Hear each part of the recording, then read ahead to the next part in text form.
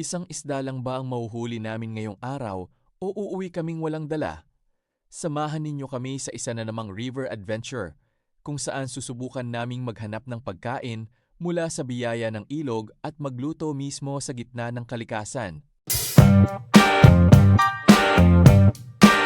Magandang araw mga ka-adventure! Welcome back sa aming panibagong adventure. Ngayong araw bumiyahe kami papunta sa isang napakalinaw at malamig na ilog. Tahimik ang paligid, sariwa ang hangin, at ang tanging maririnig mo ay ang agos ng tubig at huni ng mga ibon. Ganito ang mga lugar na talagang nakakapagpahinga ng isip. Naglibot muna kami sa ilog habang naghahanap ng mga isda. Hindi naging madali ang araw na ito. May mga pagkakataong akala namin may makukuha na kami, pero mabilis ding nakakatakas ang mga isda. Kailangan talaga ng tiyaga, tamang tiempo, at mahabang pasensya. Matapos ang ilang sandali, sa wakas ay nakakuha rin kami ng isda. Hindi man ito napakarami, sapat na ito para makapaghanda ng simpleng pagkain.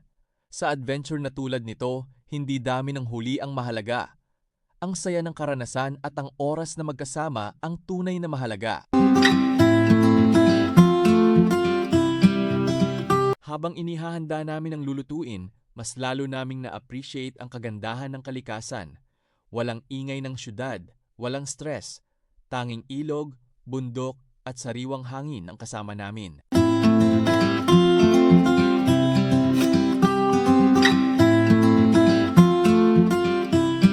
Sinimulan naming linisin at ihanda ang isda para lutuin.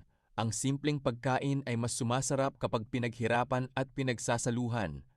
Habang hinihintay itong maluto, nagkwentuhan muna kami at nag-enjoy sa napakagandang tanawin.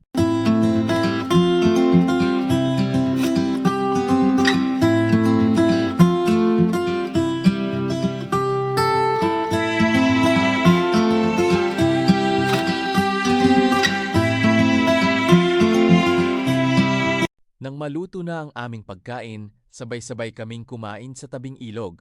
Walang mamahaling restaurant ang makakatumbas sa pakiramdam ng pagkain habang napapalibutan ng kalikasan. Ang bawat kagat ay mas masarap dahil alam naming bunga ito ng tiyaga at pasasalamat.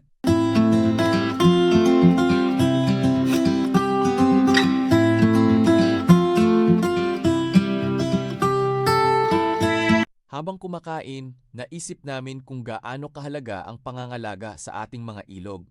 Kapag malinis ang kalikasan, patuloy itong magiging tahanan ng iba't ibang uri ng isda at iba pang mga hayop. Kaya lagi nating tandaan na huwag mag-iwan ng basura at respetuhin ang ating kapaligiran.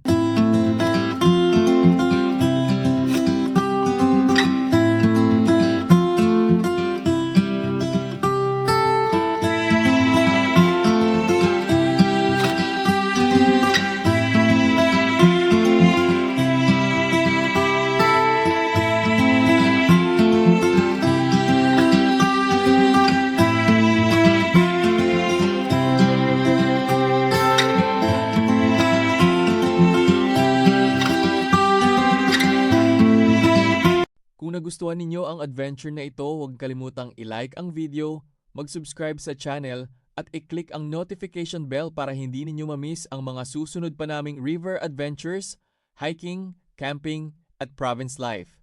Maraming salamat sa inyong walang sawang suporta. Hanggang sa susunod na adventure. Laging mag-ingat, alagaan ang kalikasan, at ipagpasalamat ang bawat biyayang ibinibigay sa atin. Kita-kits sa susunod na video.